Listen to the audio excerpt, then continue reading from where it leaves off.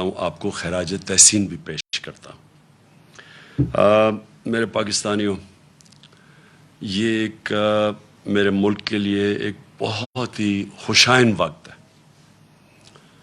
میں کیوں سمجھتا ہوں کہ یہ پاکستان کی تاریخ میں ایک ایسا وقت آیا ہے جو ہم سب کو اللہ کا شکر ادا کرنا چاہیے۔ وہ کیوں؟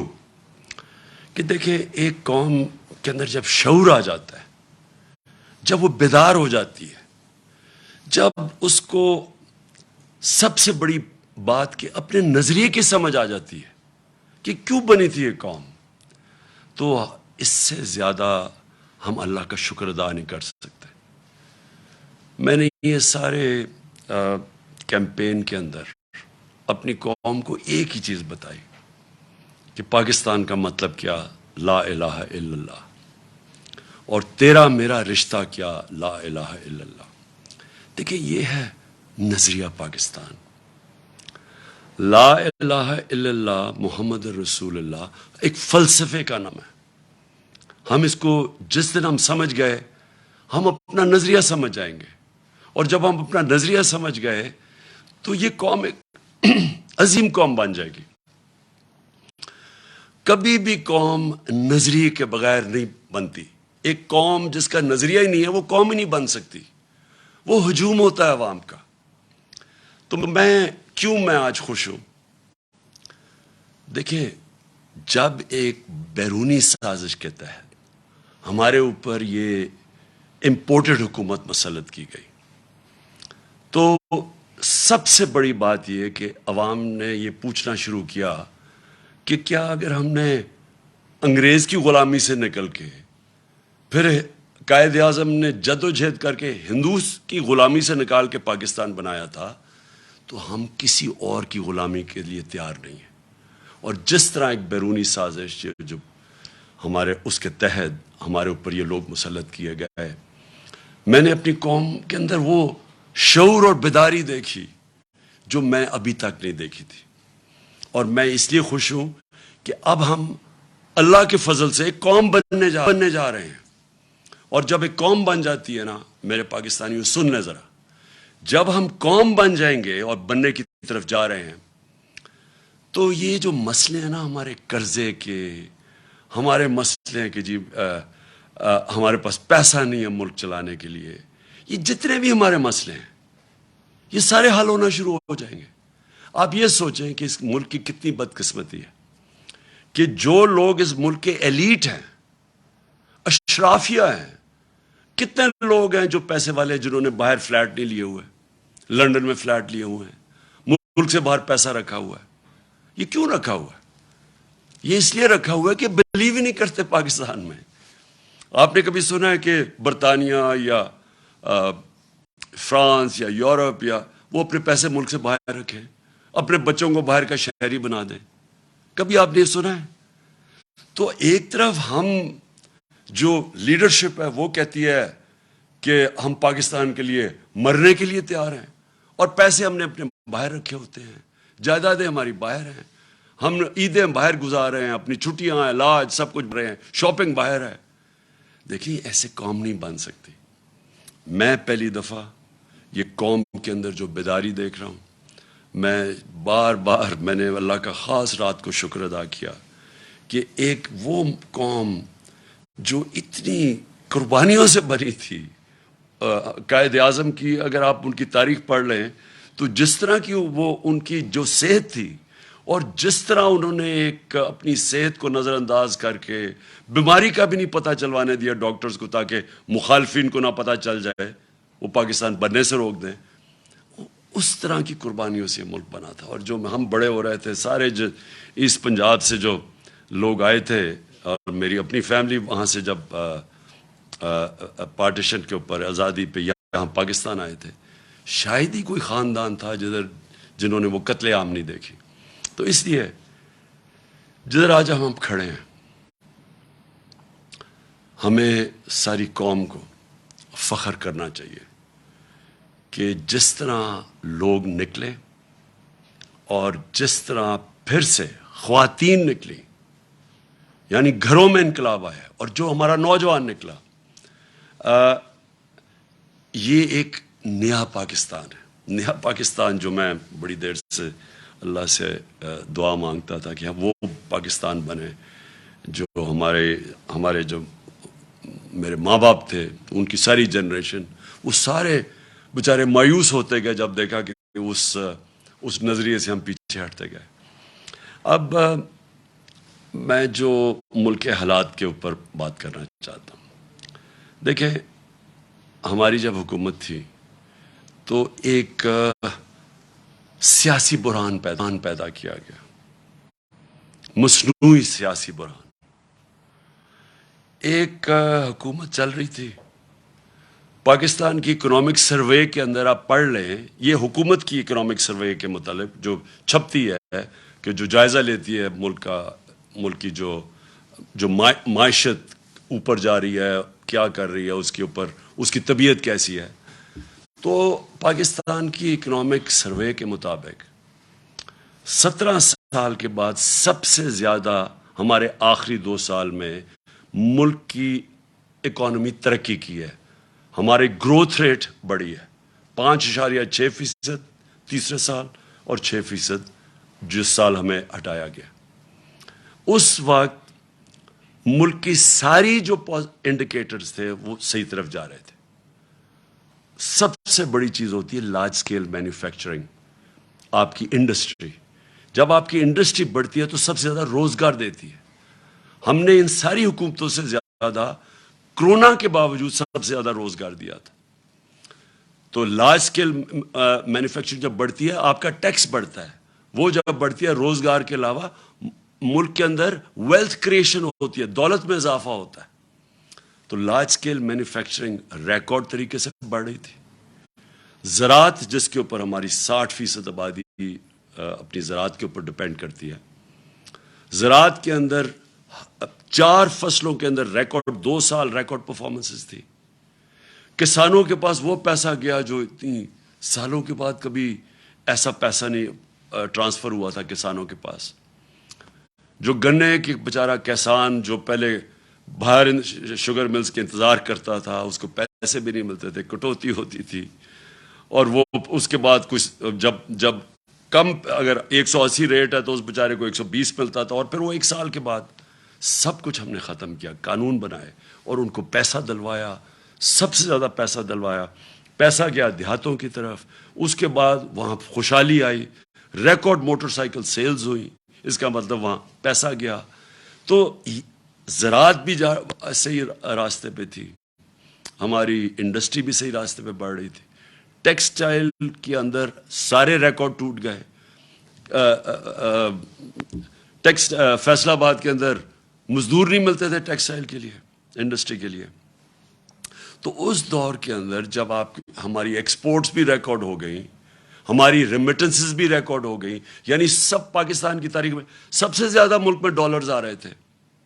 اور اس وقت جب آئی ٹی, دیکھیں فیوچر اس ملک کا ٹیکنالوجی میں, آئی ٹی میں, ہم نے جو ان کو آئی ٹی کی انڈسٹری کی مدد کی, 2 سالوں میں 75% ہماری ایکسپورٹس بڑھ گئی, اور ہم صحیح راستے پہ نکل گئے تھے. تو اس دور میں جب ایک ملک صحیح طرف کیا چلا گیا تھا, اور آئی ایم ایف, یہ یاد رکھیں, آج کہتے ہیں جی ہم آئی ایم ایف کے مجبور ہیں, ہم 2.5 سال آئی ایم ایف کے ساتھ تھے, ہم بھی مجبور تھے آئی ایم ایف کے پروگرام میں ہوتے ہوئے. اور اب انہوں نے کہا نا جی عالمی مہنگائی ہوئی, عالمی مہنگائی تو پچھلی گرمیوں سے شروع ہو گئی تھی. ہم جب کہتے تھے عالمی مہنگائی ہے تو یہ کہتے تھے مہنگائی مارچ کریں گے. تو جب ساری چیزیں پازیٹیو جا رہی تھیں, اور اس کے باوجود کہ ہم آئی ایم ایف میں بھی تھے, اس کے باوجود جب ہم وہ پاکستان کو فلاحی ریاست کی طرف لے کے جا رہے تھے جو پاکستان کا نظریہ تھا, اسلامی فلاحی ریاست, ہم نے پہلی دفعہ ہیلتھ کارڈ, کبھی سنا ہے کہ کسی بھی مڈل انکم گروپ, غریب کو تو چھوڑے, جو اپنے سارے خاندانوں کو ایک ہیلتھ انشورنس دے رہا ہے 10 لاکھ روپے کی, کہیں بھی جا کے اپنا علاج کروا سکے. احساس پروگرام ہمارا انٹرنیشنلی اکنالج ہوا, جو غربت کم کرنے کے لیے پروگرام تھا. انٹرنیشنلی اکنالج کیسے ہوا کہ اسٹینفورڈ یونیورسٹی کی ریسرچ, انہوں نے ریسرچ کر کے فیصلہ کیا کہ پاکستان کو حساس پروگرام فلاحی ریاست کی طرف لے کے جا رہا تھا. کامیاب پاکستان تھا. سستے قرضے نچلے 20 لاکھ خاندانوں کو دے رہے تھے تاکہ ہنر اب سیکھ سکیں, تاکہ وہ دکانیں کھول سکیں, کسان پیسہ لگا سکیں. سود کے بغیر قرضے دے رہے تھے گھر بنانے کے لیے. پھر پوری ایک ہاؤسنگ کا ہمارا پورا انسینٹیوائز کر رہے تھے, بینک پیسے دیں, کم سود کے اوپر لوگ گھر بنائیں, جتنا کرائے دیتے تھے اسی کرائے کے اوپر قسطیں پے کر کے اپنا گھر بنا لیں. یہ ساری چیزیں چل رہی تھیں. اس وقت سازش کر کے ہماری حکومت گرائی گئی, اور جب ہماری حکومت گرانے جا رہے تھے تو میں نے اور شوکت ترین نے پوری کوشش کی آگاہ کرنے کے لیے کہ یہ جو آج حالات ہیں انٹرنیشنل, جدھر ایک عالمی مہنگائی آئی ہوئی ہے جس کو کہتے ہیں کموڈٹی سپر سائیکل, اور اس کے علاوہ جو اس ملک کے اندر, جو ہمارے ملک کے اندر جو حالات ہیں اس وقت, اگر یہ گورنمنٹ گرائی گئی تو جب سیاسی اگر بحران آیا تو معیشت نہیں سنبھالی جائے گی. ہم نے یہ آگاہ کیا, وہ لوگ جو روک سکتے تھے اس کو, کہ معیشت نہیں سنبھالی جائے گی. اور خاص طور پہ ان لوگوں سے آپ ذرا ان کا ٹریک ریکارڈ دیکھیں, یہ کب انہوں نے ہماری ملک کی معیشت ٹھیک کی ہے. اور سب سے بڑی انڈیکیشن ہوتا ہے جب آپ ایک ملک کی معیشت کو ٹھیک کرتے ہیں تو آپ کی ایکسپورٹس بڑھتی ہیں, جس سے ڈالرز ملک میں آتے ہیں, جس سے ویلتھ کریشن ہوتی ہے. ان کے پچھلے 5 سال تو ایکسپورٹس بڑھی نہیں, جو یہ نون لیگ کے 5 سال تھے. ان کے جو دوسرے دور میں جو 97 سے 99 تک تھا, تب بھی کوئی ان کی ایکسپورٹس کے اندر اضافہ نہیں تھا. دونوں دفعہ انہوں نے اتنے بڑے بیرونی خسارے چھوڑ کے گئے. تو ان سے تو بڑھنی نہیں تھی, اور ہمیں پتا تھا کہ کیوں آنا چاہتے ہیں, اور وہ واضح ہو گیا. آتے ساتھ ہی انہوں نے اپنے کرپشن کے کیسز معاف کروانے کی کوشش کی. وہ اسمبلی سے بل پاس کروا دیا ہے, جو انشاءاللہ میں کل اسمبلی سپریم کورٹ میں چیلنج کر رہا ہوں کہ 1100 ارب روپے کے, جب آپ اس کو ایگزامن کریں, 1100 ارب روپے کا جو پیسہ اس ملک کا چوری ہوا ہے, جو یہ لوگ جو اسمبلی میں بیٹھے ہوئے ہیں ان کا معاف ہونے جا رہا ہے. اور اس لیے وہ آئے تھے, کیسز اپنے ختم کروا رہے ہیں. ایف آئی اے کا کیس جو شہباز شریف کے اوپر اوپن اینڈ شٹ کیس, اس کے اور اس کے بیٹے کے اوپر 16 ارب روپے, وہ معاف کروانے جا رہے تھے. تو یہ ہونا ہی تھا جو ہوا ہے. اور آج ہم کدھر کھڑے ہیں؟ آج بلومبرگ جو اب ایک انٹرنیشنل ادارہ ہے, سب اکانومسٹ جانتے ہیں, اس انٹرنیشنل ادارے کے مطابق آج پاکستان 4تھے نمبر پہ ہے وہ ملک جو ڈیفالٹ کرنے جا رہا ہے. ڈیفالٹ کا مطلب کہ ہمارے پاس ہم بینکرپٹ ہونے جا رہے ہیں, ملک کا دیوالیہ نکلنے جا رہا ہے. جس طرح سری لنکا جو نمبر 1 پہ ہے, جس طرح سری لنکا کا حال ہے, اب ہم 4تھے نمبر پہ آ گئے. اور موڈیز نے پاکستان کی نیگیٹو ریٹنگ کر دی ہے. موڈیز ہے جو ادارہ فیصلے کرتا ہے کہ ملک کے قرضے دینے کی اس کی کیا قابلیت ہے, قرضے واپس کرنے کی کیا قابلیت ہے. ہم جب تھے انہوں نے نیگیٹو سے اس کو پازیٹیو کیا تھا, آج وہ پھر نیگیٹو پہ چلی گئی ہے. اس کا مطلب کہ ہمیں قرضے بھی ملیں گے تو بہت مہنگے قرضے ملیں گے, اور وہ بھی ہمارے جو بانڈز ہیں ان کی اب قیمت دیکھیں کدھر سے کدھر گئی ہے. یعنی کس قیمت کے اوپر پاکستان کو اب قرضہ ملے گا. مجھے جو سب سے زیادہ خطرہ ہے وہ وابڈا کا ہے. وابڈا خود قرضے لیتی تھی باہر یہ ڈیمز بنانے کے لیے, آج اس کی ریٹنگ نیچے گر گئی ہے. اس کا مطلب وابڈا کو باہر سے قرضے نہیں ملیں گے, اور یہ جو اتنی 50 سال کے بعد ڈیمز بنانے جا رہے تھے. تو آج یہ جو سارا معاشی بحران ہے, اس کی وجہ تھی یہ سیاسی بحران جو ان کی سازش کی وجہ سے آیا تھا. اور مجھے کوئی چیز نہیں نظر آ رہی کہ اب یہ اس کو کیسے روک سکتے ہیں. آپ یہ سوچیں کہ ریزروز ہمارے آدھے ہو گئے جب سے یہ آئے ہیں, جب سے یہ سیاسی بحران شروع کیا تھا اس سے اب آدھے ریزروز ہیں جو فورن ایکسچینج.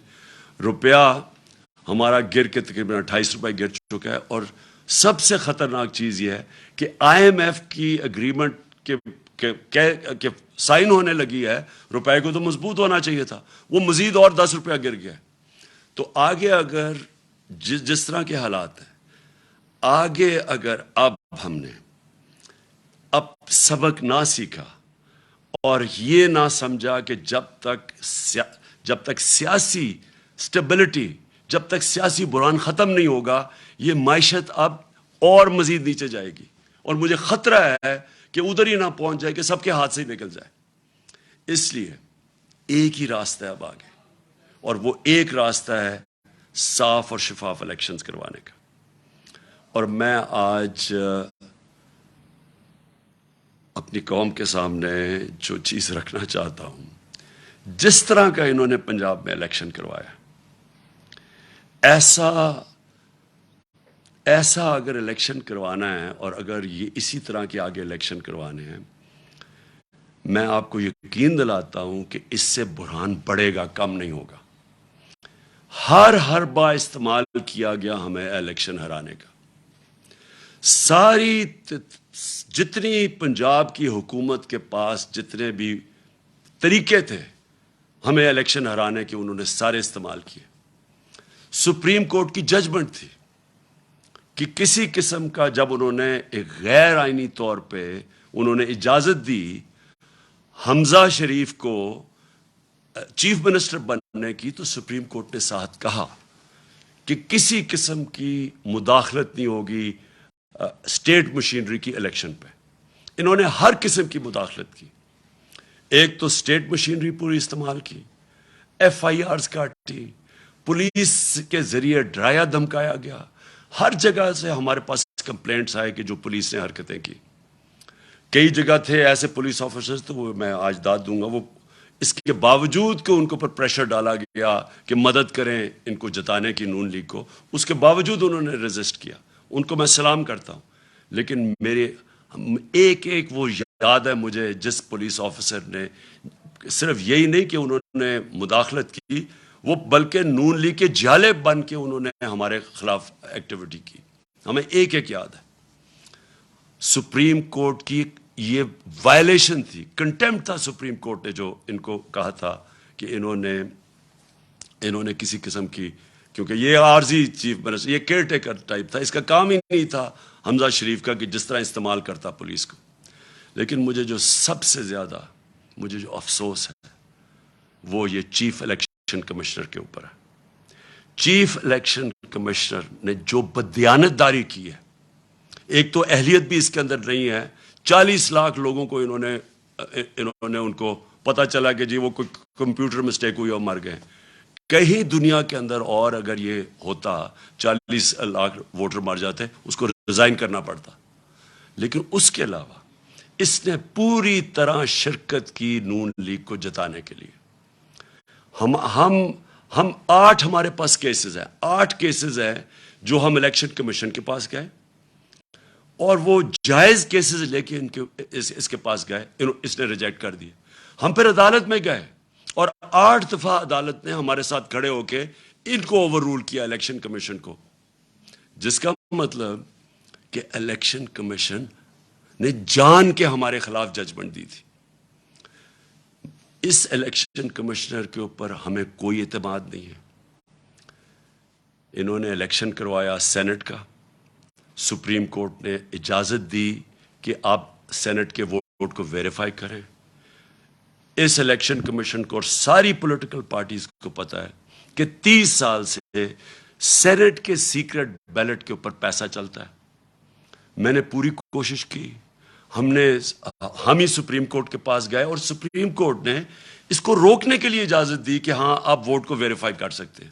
اس الیکشن کمیشن نے اس کو اوور رول کیا، اور اس کے بعد جو الیکشن ہوا، جو پچھلے سینٹ الیکشن میں پیسہ چلا ہے، پاکستان کی تاریخ میں اتنا پیسہ نہیں چلا۔ یوسف رضا گیلانی کا بھائی بیٹا پکڑا گیا پیسے دیتے ہوئے، اسی الیکشن کمیشن نے اس کو انویسٹیگیٹ کیا۔ 1.25 سال ہو گیا، کوئی ایکشن نہیں لیا اس نے۔ یعنی کسی اور دنیا کے اندر ایک الیکشن کمشنر جس کا کام ہے، اس کا مینڈیٹ ہے فری اینڈ فیئر الیکشن، وہ جب دیکھتا ہے پکڑا گیا کوئی الیکشن کی چوری کرتے ہوئے پیسے دے کے رشوت، کوئی ایکشن نہیں لیا، جس کی وجہ سے کھلے عام تصویریں آئی ہیں کہ الیکشن کے اندر پیسہ چل رہا تھا، خریدے جا رہے تھے ووٹ، خانے وال کے اندر تصویریں آئی ہیں، پیسے دے رہے ہیں، ابھی اس الیکشن کے اندر کھلے پیسے دے رہے ہیں۔ یہ وائلیشن ہے، یہ الیکشن، یہ ساری جو الیکشن کمیشن کے اندر جو قوانین ہے، آپ پیسے دے کے ووٹ نہیں خرید سکتے، رشوت نہیں آپ دے سکتے۔ کسی کو ڈر ہی نہیں تھا، کیونکہ اس نے کبھی روکا ہی کسی کو نہیں، کیونکہ یہ صرف روکتا تھا تحریک انصاف کو. اس کے سارے فیصلے ہمارے خلاف گئے اور یہ ان کو مدد کرتا تھا. اب سندھ کے اندر لوکل گورنمنٹ الیکشن ہوا، کبھی الیکشن کمیشن نے کوشش کیا پتہ چلوانے کے لیے کہ Sindh election local government election میں 15% کینڈیڈیٹ سے ٹکٹ ان اپوز جیت گئی پیپلز پارٹی؟ کبھی پتہ چلوایا؟ ڈسکا کا الیکشن ہوا، وہ تقریباً 400 پولنگ سٹیشن میں صرف 20 پولنگ سٹیشنز کے اوپر آر او نے کہا کہ بے ضابطے ہوئی ہیں.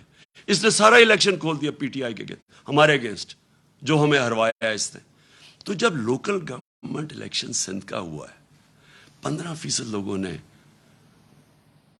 الیکشن پہ کھڑے ہی نہیں ہوئے. پتہ چلوایا کیوں؟ اور جب پتہ چلوائیں گے پیپلز پارٹی یہ حکومت نے پوری پولیس کا استعمال کیا. پتہ چلوائیں کتنوں کے اوپر ایف آئی آرز کاٹی انہوں نے، اور پتہ چلوائیں کہ کیوں سندھ کا الیکشن کمیشن نے، جو ان کا سندھ کا الیکشن کمیشن، کیوں نہیں وہ بولا؟ کیونکہ وہ سندھ گورنمنٹ کا نوکر ہے، وہ دونوں جگہ سے پیسے لے رہا ہے، سندھ گورنمنٹ سے بھی لے رہا ہے، الیکشن کمیشن سے بھی لے رہا ہے. اس کا کورٹ پڑا ہوا ہے، اس کا کیس پڑا ہوا ہے سپریم کورٹ میں، جو سنا ہی نہیں جا رہا. تو کیا وجہ ہے کہ یہ اتنی بڑی الیکشن کے اندر جو اوپنلی دھاندلیاں ہوتی ہیں اس کو فکر ہی نہیں ہے؟ صرف تحریک انصاف ڈسکا کے اوپر وہ کھڑا ہو گیا کہ جی بڑا اس نے کوئی انصاف دینا. یہ اس الیکشن کے اندر اس الیکشن کمیشن نے ہر حربہ استعمال کیا ہمیں ہرانے کا. ہم آج جیتے ہیں تو اس کے باوجود، ہم جیتے ہیں تو اسٹیٹ مشینری جو انہوں نے استعمال کی اس کے باوجود جیتے ہیں.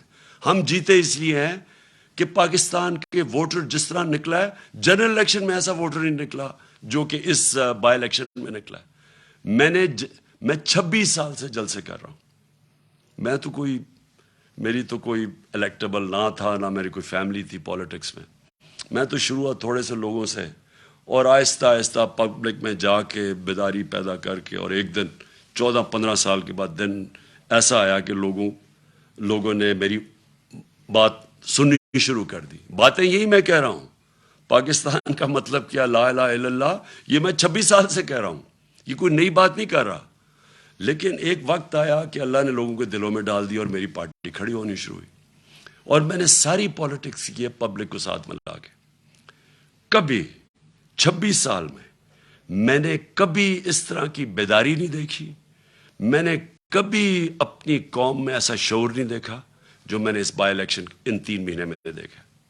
جب مجھے سازش کے تحت 9 اپریل کو جب میں پرائم منسٹر ہاؤس سے نکلا اپنی ڈائری پکڑ کے، تو میرے مخالفین سب کا، جنہوں نے سازش کی، ان کا خیال تھا کہ اب مٹھائیاں بنٹے گی اور ساری دنیا اس کو برا بھلا کہے گی. میڈیا کا پورا ایک گروپ ساتھ ملا ہوا تھا ان کے، اور ان میڈیا نے پوری کیمپین چلائی اس کے اگینسٹ. میں پھر سلام کرتا ہوں وہ میڈیا جو اس کے باوجود کھڑا رائے حق پہ، سچ پہ. کیمپین چلائی گئی. انہوں نے پہلے بلیک آؤٹ کروایا ہمارا، اور پھر ان ساروں نے آ کے میرے پر کیسز بنانے شروع کر دیے. ہمیں جو 25 ہم جب ایک پرامن احتجاج کر رہے تھے کہ بیرونی سازش کے تحت ان کو بٹھایا ہے، وہ لوگ 60% کیبنٹ ضمانت پہ. شہباز شریف اور اس کا بیٹے کو سزا ہونے لگی تھی ایف آئی اے کیس میں. کبھی کوئی تصور کر سکتا ہے کہ الیکشن کمیشن اجازت دے دے ان لوگوں کو الیکشن لڑنے کی؟ عموماً ساری دنیا میں الیکشن کمیشن، اگر آپ کے اوپر آپ انڈر ٹرائل ہوں، آپ کے اوپر اربوں روپے کے کرپشن کے کیسز ہوں، تو عموماً الیکشن کمیشن کہتی ہے کہ پہلے اپنے آپ کو کلیئر کرو اور پھر آ کے الیکشن لڑو. یہاں الیکشن لڑا رہے تھے اپنے آپ کو کلیئر کرنے کے لیے کرپشن سے. یہ کبھی دنیا میں ایسے نہیں ہوا کہ آپ پہلے الیکشن لڑے، آپ اقتدار میں، اور پھر اپنے کیسز ختم کر دیں، یعنی خود ہی ملزم ہی قاضی بن جائے. یہ الیکشن کمیشن نے اجازت دی تھی ان کو. یہ لوگ آ کے اوپر بیٹھے. 25 مئی کو میں کبھی نہیں بھولوں گا. قوم نکلی، ساری قوم نکلی ان کے خلاف، جو انہوں نے یہ ہمارے ملک سے ظلم کیا. اور انہوں نے ان لوگوں کے اوپر جس طرح کا تشدد کیا، وہ پولیس والوں نے جو کیا پنجاب کے اندر، جو، اور ایک پولیس والا مجھے یاد ہے، انہوں نے جو کیا پنجاب میں، یہ جو رانا ثناء اللہ اور شہباز شریف نے یہ جو جہاں ظلم کیا اسلام آباد میں، اور ان کو شرم نہیں آئی کہ وہاں فیملیز نظر آ رہی ہیں اور ان کے اوپر یہ ٹیئر گیسنگ کر رہے ہیں، اور صرف اس لیے ڈر لگے خوف پھیلانے کے لیے کہ ہم ان کو اتنا خوف پھیلائیں گے کہ یہ چپ کر کے بیٹھ جائیں گے، کیونکہ یہ بھیڑ بکری ہیں. یہ آپ کو انسان نہیں سمجھتے، یہ قوم کو بھیڑ بکریاں سمجھتی ہیں کہ جو مرضی آ کے فیتے کاٹ لو اور شہباز شریف ادھر بھاگ جائے تو سمجھے کہ جی لوگ بیوقوف ہیں، مان جائیں گے. تھوڑی دیر کے لیے سب کو آپ پاگل بنا سکتے ہیں. سارا وقت کوئی بھی انسان نہیں آیا جو کہ سب لوگوں کو پاگل بنا سکے، اور یہ واضح ہو گیا جس طرح پبلک نکلی ہے. انہوں نے ڈرانے کی کوشش کی، لوگوں نے اپنی جو خوف کا جو بت ہے اس کو توڑ دیا. پبلک نکلا ہی باہر، اور پبلک نے ہر چیز، انہوں نے ووٹس پھینکی ہوئی تھی لوگوں کو، فیملی تو ایک فیملی کا ادھر ووٹ ہے دوسرا کا وہاں باہر، یعنی جو انہوں نے یہ الیکشن کمیشن نے حرکت کرنی تھی سب کر دی.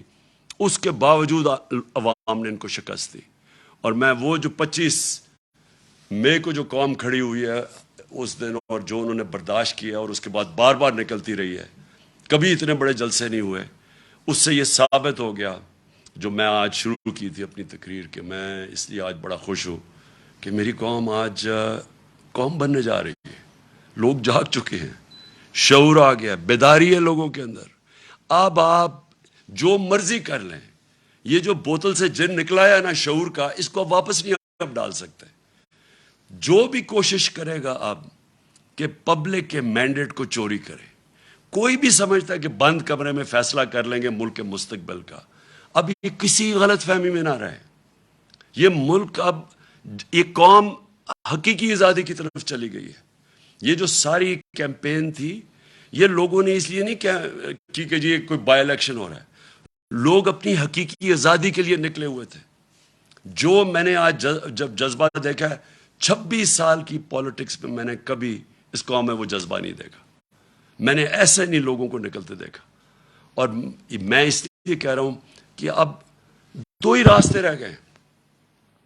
جو بھی اب کوشش کرے گا نا کہ ان کا مینڈیٹ چوری کرنے کے لیے، وہ خود جس طرح یہ انہوں نے شکست ہوئی ہے نون لیگ کو، ان کو شکست ہو جائے گی. ایک راستہ ہے اب قوم کا، اور وہ راستہ ہے صاف اور شفاف الیکشن. جو اس کے علاوہ میں بار بار کہہ رہا ہوں، اور میں جب مجھے انہوں نے ہٹایا وہاں سے، جب ہٹانے کی کوشش کر رہے تھے، تو میں نے آپ کو پتا کہ میں نے الیکشنز اناؤنس کر دیے تھے، لیکن پھر وہ ہماری عدالتوں نے اس کو اوور ٹرن کر دیا. میں ابھی بھی سمجھتا ہوں کہ ملک کے لیے وہ بہترین فیصلہ تھا. اگر سیاسی انتشار پیدا ہی کر دیا تو بیسٹ طریقہ عوام کو فیصلہ کرنے دیں کون کس کو وہ چاہتے ہیں کہ اس ملک کی قیادت کرے. میں ابھی بھی یہ کہہ رہا ہوں، ایک راستہ ہے اس قوم کا، صاف اور شفاف الیکشن. اور صاف اور شفاف الیکشن اس الیکشن کمیشن کے اندر نیچے کبھی بھی نہیں ہو سکتا. یہ ایک ملک کی جو سب سے بڑی سیاسی جماعت ہے، اس کو کوئی اعتماد ہی اس الیکشن کمیشن پہ نہیں ہے. بار بار یہ ہمیں ڈسا ہے، بار بار یہ ہمارے خلاف کیا ہے، اور اس نے کھل کے ہمارے اسٹیٹمنٹس دیے ہیں، اور ہمیں پتہ ہے یہ لاہور میں جا کے کن کے قدموں میں بیٹھتا رہتا. میں یہ اس الیکشن کمیشنر کو آج کہوں گا کہ آپ کے پاس راستہ ہے، آپ ریزائن کریں. ایک ہی آپ کے لیے طریقہ ہے. آپ ہو ہی نہیں سکتا کہ جب میچ کھیلنے جا رہے ہیں، 2 ٹیمیں ہیں، ایک ٹیم کہتی ہے مجھے امپائر پہ اعتماد ہی نہیں ہے. کرکٹ میں بھی جب ہم میچ کھیلنے جاتے تھے، ہم کہتے تھے ایک امپائر پہ اعتماد نہیں، اس امپائر کو ہٹایا جاتا تھا. ہمیں اعتماد ہی نہیں ہے اس کے اوپر، اور یہ ہمارے اوپر مسلط ہوا ہے. اور دوسری چیز، جج ہے، یہ امپائر الیکشن جج بھی ہے، جج کا کام کر رہے ہیں نا، 2 جو کمپیٹ کر رہے ہیں، جج نے فیصلہ کر رہے ہیں. ہر عدالت کے اندر اگر آپ ایک جج کو سمجھتے ہیں متنازع ہے، وہ ریکیوز کرتا ہے اپنے آپ کو. تو مہربانی کر کے آپ کو ریزائن کرنا چاہیے. ہمیں کوئی آپ کے اوپر کانفیڈنس نہیں ہے، قوم کو آپ کے اوپر کوئی کانفیڈنس نہیں ہے. آپ ایک بائسڈ آدمی ہیں، اور آپ ایک پارٹی کے ساتھ بالکل جڑے ہوئے ہیں. اور آپ نے جو سندھ کا بھی الیکشن کروایا، اس کا آپ ذرا سندھ کے لوگوں سے پوچھیں، ذرا سروے کروائیں سندھ میں کہ جو لوکل گورنمنٹ کا الیکشن ہوا ہے کیا عوام اس کو تسلیم کرتی ہے. اس لیے میں آخر میں اللہ کا شکر پھر سے کرتا ہوں. اپنے نبی صلی اللہ علیہ وسلم کا ہمارے اوپر نظر ہے, ہم ان کی امت ہیں.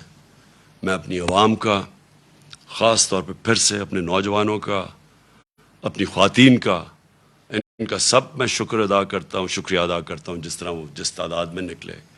اور میں اس میڈیا کا بھی شکر ادا کرتا ہوں, شکریہ ادا کرتا ہوں جنہوں نے ہر پریشر کے باوجود انہوں نے ہماری سپورٹ کی. انہوں نے ہماری سپورٹ کیا کی, انہوں نے ہمیں بلیک آؤٹ نہیں کیا, ہمیں موقع دیا اپنا موقف رکھنے کا. اور مجھے پتہ ہے کہ کس طرح کے پریشرز تھے. اب پاکستان کو آگے بڑھنا چاہیے. ہمارے سامنے بڑے چیلنجز ہیں جو سازش کے تحت ملک کو ڈی سٹیبلائز کر دیا, اور معیشت جو نیچے جا رہی ہے, عوام مہنگائی میں پس گئی ہے.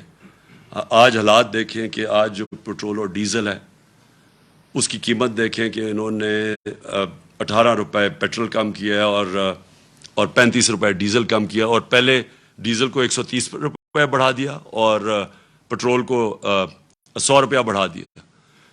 انٹرنیشنل مارکیٹ کے اندر آج جب ہم گئے تھے تو تیل بک رہا تھا 103 روپے, 103 ڈالر پہ بک رہا تھا تیل.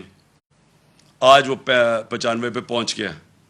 تو ان کو نیچے کرنا چاہیے. اس وقت بھی لوگوں کے اوپر کم بوجھ ڈالنا چاہیے, لیکن معیشت تب ٹھیک ہوگی جب یہاں سیاسی سٹیبلٹی آئے گی, استحکام ہوگا. اور اس لیے میں آج ساری اپنی قوم کو اپیل کرتا ہوں کہ ہم سب کو اب ایک ہی طرف دیکھنا چاہیے کہ کیسے ہم اس ملک میں صاف اور شفاف الیکشن کروا کے اس ملک کو اب اٹھا سکتے ہیں, ڈیولپمنٹ کی طرف لے سکتے ہیں.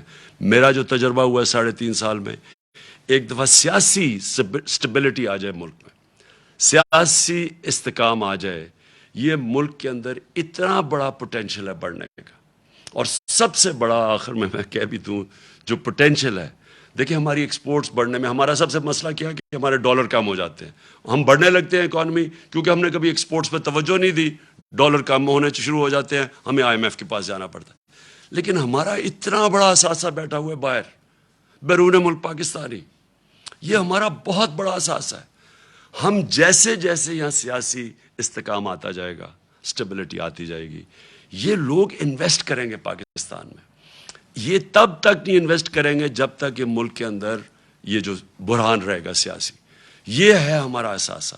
ان کا پیسہ لانے کے لیے, ڈالرز لانے کے لیے ہمیں پولیٹیکل سٹیبلٹی چاہیے. اس کے لیے ہمیں صاف اور شفاف الیکشنز چاہیے. پاکستان پائندہ باد. ضمنی الیکشن کی کامیابی کے بعد چیئرمین تحریک انصاف عمران خان کا عوام سے یہ پہلا خطاب, جس میں عمران خان نے ایک مرتبہ پھر گھر میں شفاف انتخابات کا مطالبہ کیا ہے. انہوں نے کہا کہ جس طرح پنجاب میں کل الیکشن ہوئے, اس سے بحران بڑھے گا نہیں, کم نہیں ہوگا, بلکہ انہوں نے کہا کہ بڑھے گا. پنجاب میں ان کی حکومت تھی, ہمیں ہرانے کا ہر حربہ مسلم لیگ نے استعمال کیا. انہوں نے کہا کہ سپریم کورٹ نے حمزہ شہباز کو کہا تھا کہ انتخابات میں کسی قسم کی مداخلت نہیں کریں گے. حمزہ شہباز نے پولیس کا استعمال کیا, توہین عدالت کی. ساتھ ساتھ انہوں نے کہا کہ چیف الیکشن کمشنر پر سب سے زیادہ افسوس ہے, انہوں نے بددیانتی کی ہے, ان پر اعتماد نہیں ہے, وہ مستعفی ہوں. انہوں نے چیف الیکشن کمشنر سے مستعفی ہونے کا مطالبہ کیا ہے. ساتھ ہی ساتھ انہوں نے نیب قوانین میں ترامیم کو کل سپریم کورٹ میں چیلنج کرنے کا اعلان کیا ہے. ایک بریک کے بعد آپ دیکھیں گے دی رپورٹرز.